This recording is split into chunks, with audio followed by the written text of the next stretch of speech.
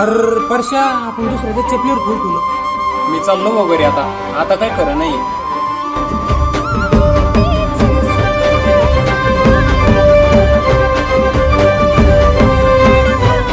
जेवली परश्या, चला आपण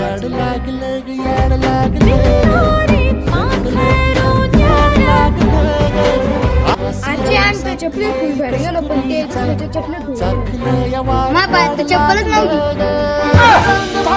आता मी नाही थांबत 4 वाजता शेताकडे.